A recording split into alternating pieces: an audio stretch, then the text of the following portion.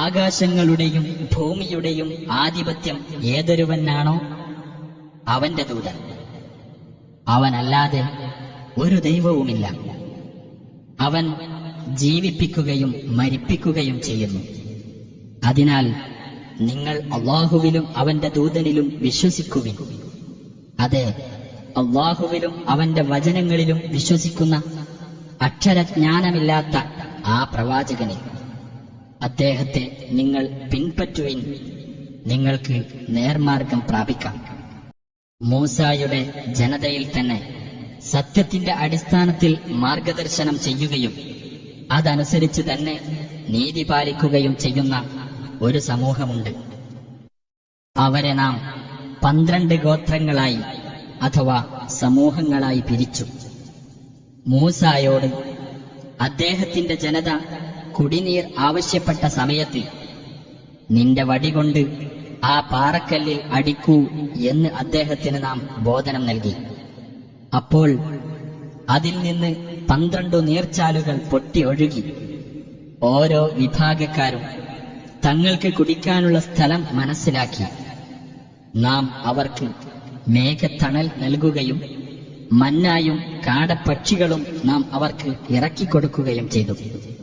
നിങ്ങൾക്ക് നാം നൽകിയിട്ടുള്ള വിശിഷ്ട വസ്തുക്കളിൽ നിന്ന് തിന്നുകൊള്ളുക എന്ന് നാം നിർദ്ദേശിക്കുകയും ചെയ്തു. അവരുടെ ധിക്കാരം നിമിത്തം നമുക്ക് അവർ ഒരു ദ്രോഹവും വരുത്തിയിട്ടില്ല. എന്നാൽ അവർ ദ്രോഹം വരുത്തിവെച്ചിരുന്നത് അവർക്കു തന്നെയാണ്.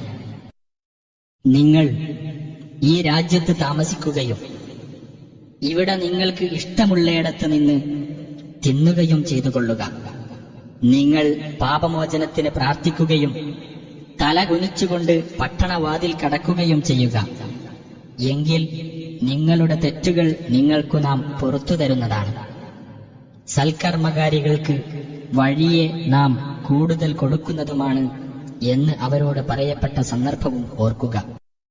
അപ്പോൾ അവരിലുള്ള അക്രമികൾ അവരോട് നിർദ്ദേശിക്കപ്പെട്ടതിൽ നിന്ന് വ്യത്യസ്തമായിട്ട് വാക്കുമാറ്റി പറയുകയാണ് ചെയ്തത്. അവർ അക്രമം ചെയ്തുകൊണ്ടിരുന്നതിന്റെ ഫലമായി നാം അവരുടെ മേൽ ആകാശത്തുനിന്ന് ഒരു ശിക്ഷ അയച്ചു. കടൽ തീരത്ത് സ്ഥിതി ചെയ്തിരുന്ന ആ പട്ടണത്തെപ്പറ്റി നീ അവരോട് ചോദിച്ചു നോക്കൂ. അതായത് ശബ്ബത്ത് ദിനം അഥവാ ശനിയാഴ്ച ആചരിക്കുന്നതിൽ അവർ അതിക്രമം കാണിച്ചിരുന്ന സന്ദർഭത്തെപ്പറ്റി.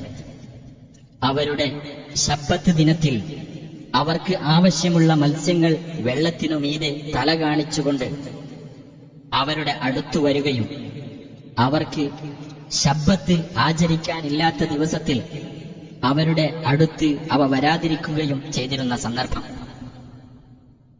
അവർ ധിക്കരിച്ചിരുന്നതിന്റെ ഫലമായി അപ്രകാരം നാം അവരെ പരീക്ഷിക്കുകയായിരുന്നു. അല്ലാഹു നശിപ്പിക്കുകയോ കഠിനമായി ശിക്ഷിക്കുകയോ ചെയ്യാൻ പോകുന്ന ഒരു ജനവിഭാഗത്തെ നിങ്ങൾ എന്തിനാണ് ഉപദേശിക്കുന്നത് എന്ന് അവരിൽപ്പെട്ട ഒരു സമൂഹം പറഞ്ഞ സന്ദർഭം ശ്രദ്ധിക്കുക. അവർ മറുപടി പറഞ്ഞു, നിങ്ങളുടെ രക്ഷിതാവിങ്കൽ ഞങ്ങൾ അപരാധത്തിൽ നിന്ന് ഒഴിവാകുന്നതിനു വേണ്ടിയാണ്. ഒരു വേള അവർ സൂക്ഷ്മത പാലിച്ചെന്നും വരാമല്ലോ. എന്നാൽ അവരെ ഓർമ്മപ്പെടുത്തിയിരുന്നത് അവർ മറന്നുകളഞ്ഞപ്പോൾ ദുഷ്പ്രവൃത്തിയിൽ നിന്ന് വിലക്കിയിരുന്നവരെ നാം രക്ഷപ്പെടുത്തുകയും അക്രമികളായ ആളുകളെ അവർ ധിക്കാരം കാണിച്ചിരുന്നതിന്റെ ഫലമായി നാം കഠിനമായ ശിക്ഷ മുഖേന പിടികൂടുകയും ചെയ്തു. അങ്ങനെ അവരോട് വിലക്കപ്പെട്ടതിന്റെ കാര്യത്തിലെല്ലാം അവർ ധിക്കാരം പ്രവർത്തിച്ചപ്പോൾ നാം അവരോട് പറഞ്ഞു, നിങ്ങൾ നിന്ദ്യന്മാരായ കുരങ്ങന്മാരായിക്കൊള്ളുക. ഇസ്രായേല്യരുടെ മേൽ ഉയിർത്തെഴുന്നേൽപ്പിന്റെ നാളുവരെ അവർക്ക് ഹീനമായ ശിക്ഷ ഏൽപ്പിച്ചുകൊണ്ടിരിക്കുന്നവരെ നിന്റെ രക്ഷിതാവ് നിയോഗിക്കുക തന്നെ ചെയ്യുമെന്ന് അവൻ പ്രഖ്യാപിച്ച സന്ദർഭവും ഓർക്കുക. തീർച്ചയായും നിന്റെ രക്ഷിതാവ് അതിവേഗം ശിക്ഷ നടപ്പാക്കുന്നവനാണ്.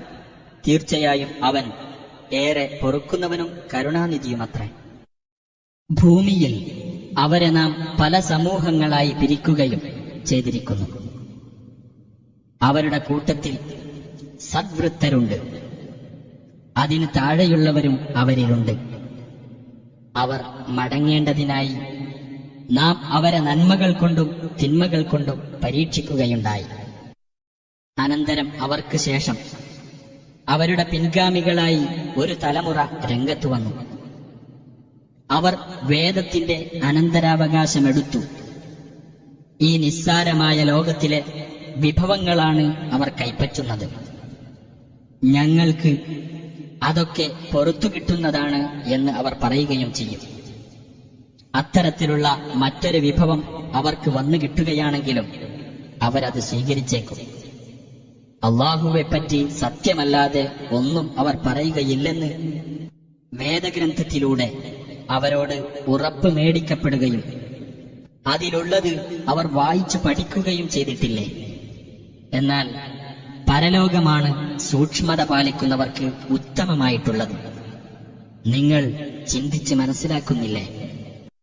വേദഗ്രന്ഥത്തെ മുറുകെ പിടിക്കുകയും പ്രാർത്ഥന മുറ പോലെ നിർവഹിക്കുകയും ചെയ്യുന്നവരാരോ ആ സൽക്കർമ്മകാരികൾക്കുള്ള പ്രതിഫലം നാം നഷ്ടപ്പെടുത്തി കളയുകയില്ല, തീർച്ച. നാം പർവ്വതത്തെ അവർക്കുമീതെ ഒരു കുടയെന്നോണം ഉയർത്തി നിർത്തുകയും അതവരുടെ മേൽ വീഴുക തന്നെ ചെയ്യുമെന്ന് അവർ വിചാരിക്കുകയും ചെയ്ത സന്ദർഭം ഓർക്കുക. നാം പറഞ്ഞു, നാം നിങ്ങൾക്ക് നൽകിയത് മുറുകെ പിടിക്കുകയും അതിലുള്ളത് നിങ്ങൾ ഓർമ്മിക്കുകയും ചെയ്യുക. നിങ്ങൾ സൂക്ഷ്മത പാലിക്കുന്നവരായേക്കാം. നിന്റെ രക്ഷിതാവ് ആദം സന്തതികളിൽ നിന്ന് അവരുടെ മുതുകുകളിൽ നിന്ന് അവരുടെ സന്താനങ്ങളെ പുറത്തു കൊണ്ടുവരികയും അവരുടെ കാര്യത്തിൽ അവരെ തന്നെ അവൻ സാക്ഷി നിർത്തുകയും ചെയ്ത സന്ദർഭം ഓർക്കുക. അവൻ ചോദിച്ചു, ഞാൻ നിങ്ങളുടെ രക്ഷിതാവല്ലയോ? അവർ പറഞ്ഞു, അതെ, ഞങ്ങൾ സാക്ഷ്യം വഹിച്ചിരിക്കുന്നു. തീർച്ചയായും ഞങ്ങൾ ഇതിനെപ്പറ്റി ശ്രദ്ധയില്ലാത്തവരായിരുന്നു എന്ന് ഉയിർത്തെഴുന്നേൽപ്പിന്റെ നാളിൽ നിങ്ങൾ പറഞ്ഞേക്കും എന്നതിനാലാണ് അങ്ങനെ ചെയ്തത്. അല്ലെങ്കിൽ മുമ്പ് തന്നെ ഞങ്ങളുടെ പൂർവ്വപിതാക്കൾ അള്ളാഹുവിനോട് പങ്കു ചേർത്തിരുന്നു. ഞങ്ങൾ അവർക്കുശേഷം സന്തതി പരമ്പരകളായി വന്നവർ മാത്രമാണ്. എന്നിരിക്കെ ആ അസത്യവാദികൾ പ്രവർത്തിച്ചതിന്റെ പേരിൽ നീ ഞങ്ങളെ നശിപ്പിക്കുകയാണോ എന്ന് നിങ്ങൾ പറഞ്ഞേക്കും എന്നതിനാൽ. അപ്രകാരം നാം തെളിവുകൾ വിശദമായി വിവരിക്കുന്നു. അവർ മടങ്ങിയേക്കാം. നാം നമ്മുടെ ദൃഷ്ടാന്തങ്ങൾ നൽകിയിട്ട് അതിൽ നിന്ന് ഊരിച്ചാടുകയും അങ്ങനെ പിശാച് പിന്നാലെ കൂടുകയും എന്നിട്ട് ദുർമാർഗികളുടെ കൂട്ടത്തിലാവുകയും ചെയ്ത ഒരുവന്റെ വൃത്താന്തം നീ അവർക്ക് വായിച്ചു കേൾപ്പിച്ചു കൊടുക്കുക. നാം ഉദ്ദേശിച്ചിരുന്നുവെങ്കിൽ ആ ദൃഷ്ടാന്തങ്ങൾ മൂലം അവന് ഉയർച്ച നൽകുമായിരുന്നു. പക്ഷേ അവൻ ഭൂമിയിലേക്ക് അത് ശാശ്വതമാണെന്ന ഭാവേന തിരിയുകയും അവന്റെ തന്നിഷ്ടത്തെ പിൻപറ്റുകയുമാണ് ചെയ്തത്. അപ്പോൾ അവന്റെ ഉപമ ഒരു നായയുടേതുപോലെയാകുന്നു. നീ അതിനെ ആക്രമിച്ചാൽ അത് നാവ് തൂക്കിയിടും. നീ അതിനെ വെറുതെ വിട്ടാലും അത് നാവ് തൂക്കിയിടും. അതാണ് നമ്മുടെ ദൃഷ്ടാന്തങ്ങൾ നിഷേധിച്ച് തള്ളിയവരുടെ ഉപമ. അതിനാൽ അവർക്ക് ഈ കഥ വിവരിച്ചു കൊടുക്കൂ, അവർ ചിന്തിച്ചെന്നു വരാം.